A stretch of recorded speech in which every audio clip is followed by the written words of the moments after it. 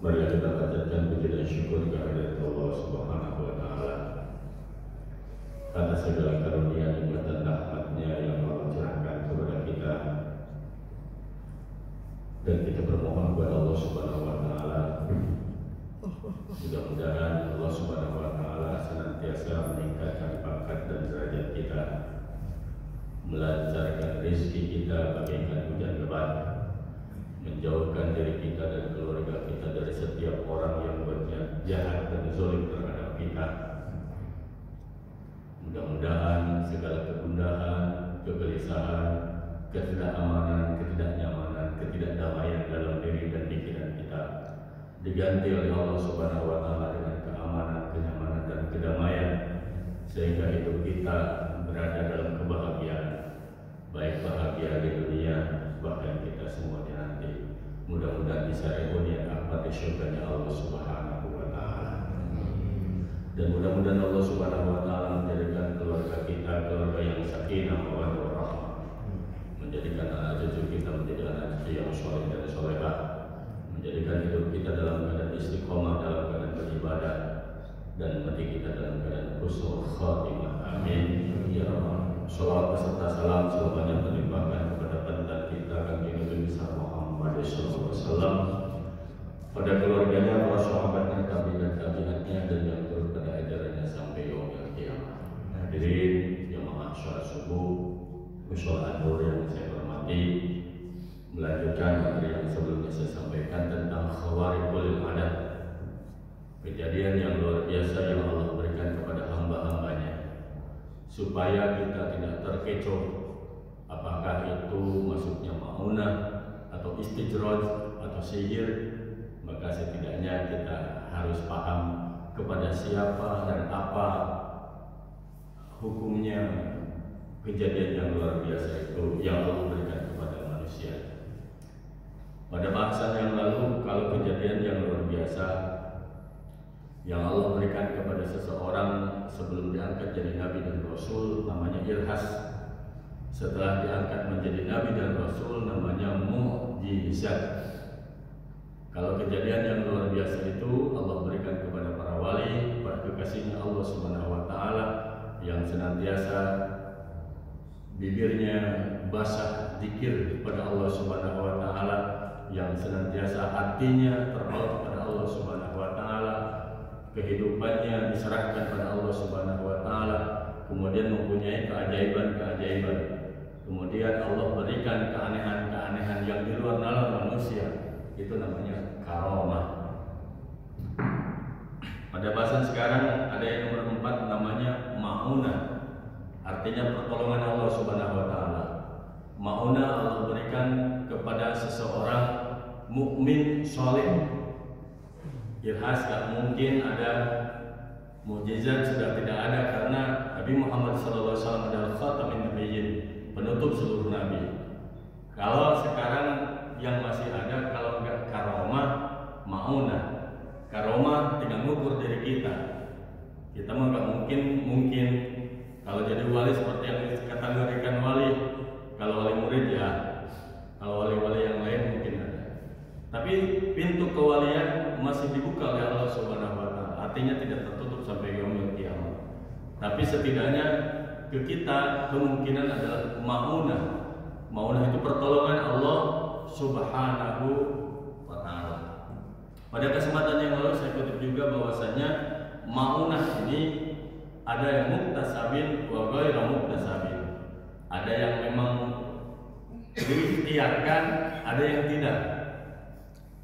Syaratnya ma'unah mukmin saleh. Dia beriman kepada Allah Subhanahu wa Ta'ala dan saleh.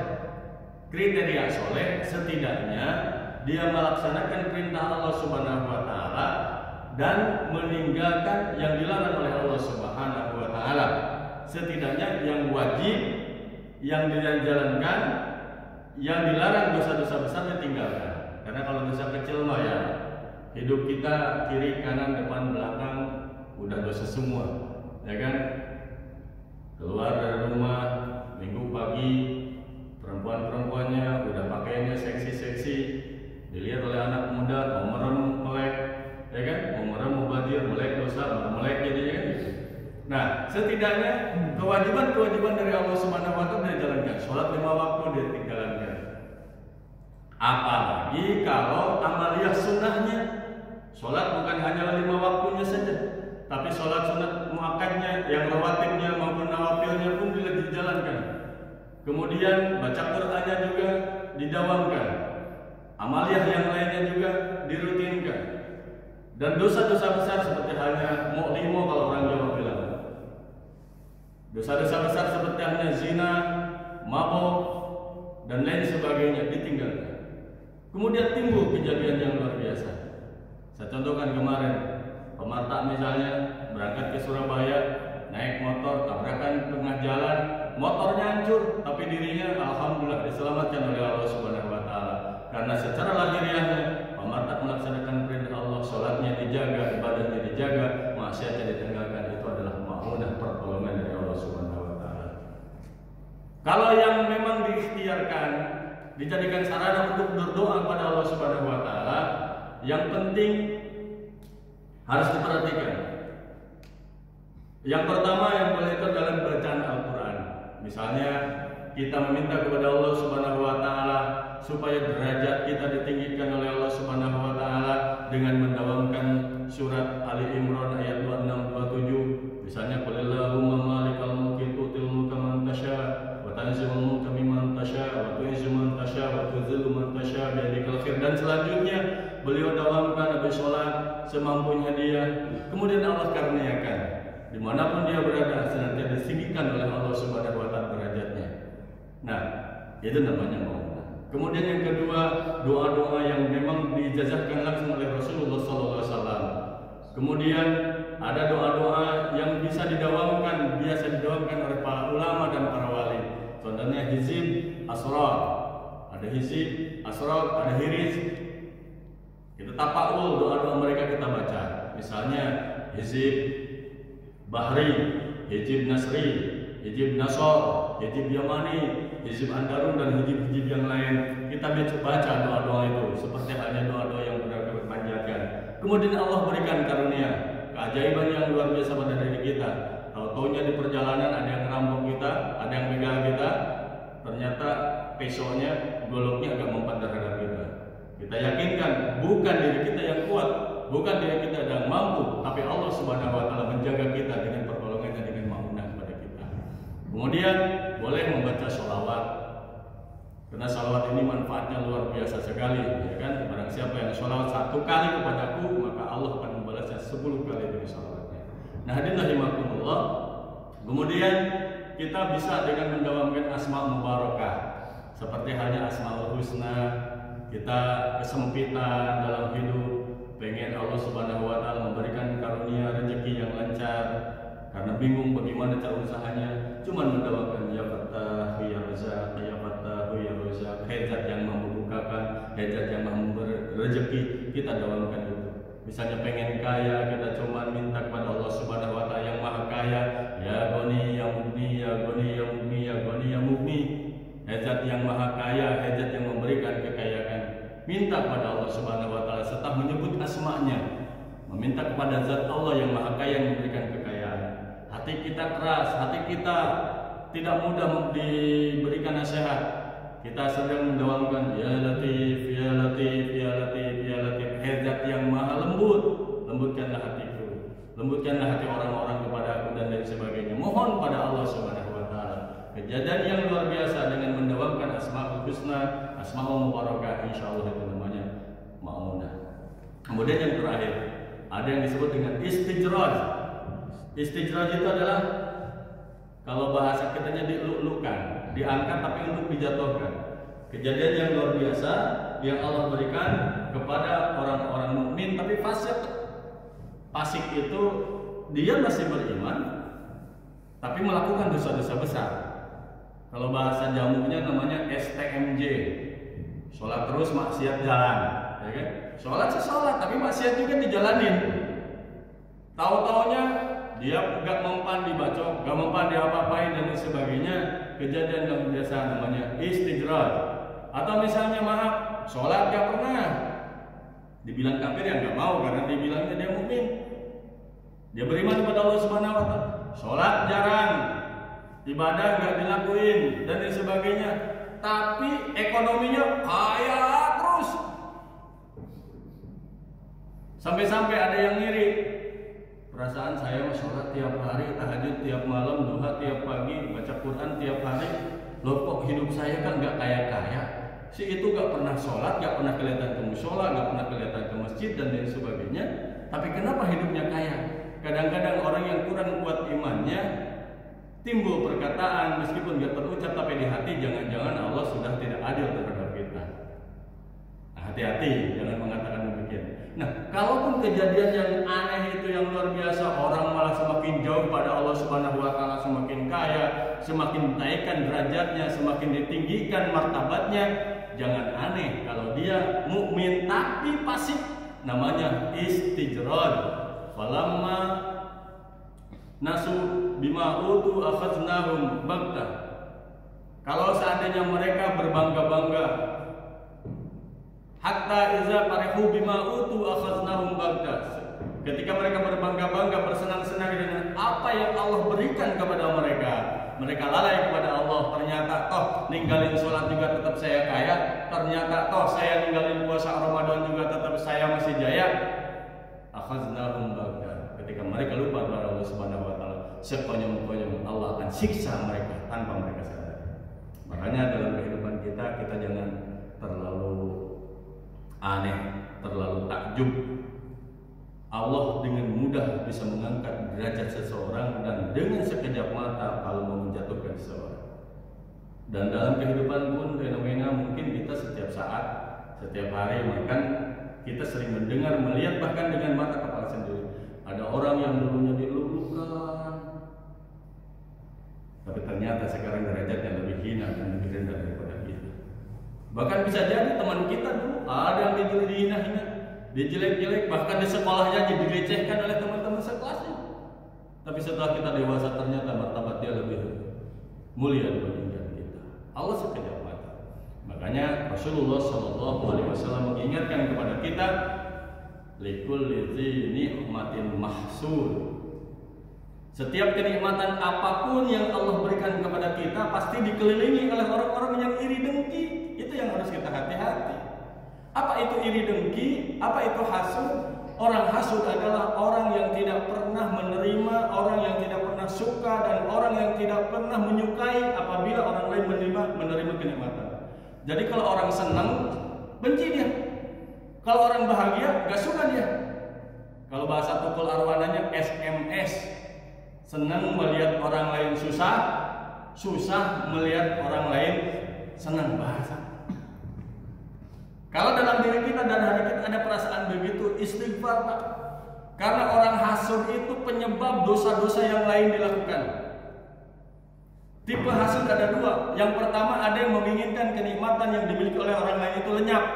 Kalau yang dihasudinya itu hancur, lebur, hina, jatuh, bangga dia.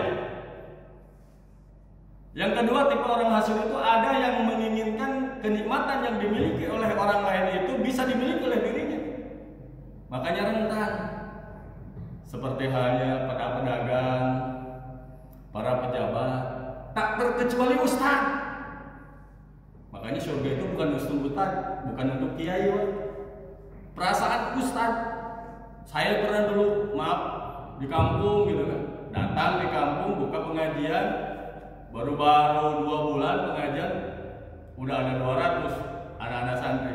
Biasa ngajinya di sebelah sono, pindah ke rumah kita, ceritanya nih. Apa yang terjadi? Akhirnya sepi pengajian itu. Tiba-tiba setiap ada orang yang mengundang langsung didatangin. Ngapain dong undang saya? Ngapain gitu? Dulu dia belajar alif-alifannya dari kita. Nah, hati-hati kadang-kadang. Nah, hadirin rahimakumullah, ini penyakit hasud ini bisa merasuki siapapun dan kapanpun. Kadang-kadang bisa dari karakter, yang keduanya bisa situasional. Yang situasional ini yang berhati-hati. Contoh, kalau pedagang yang jualan, dia berjualan sudah berpuluh-puluh tahun di tempat situ.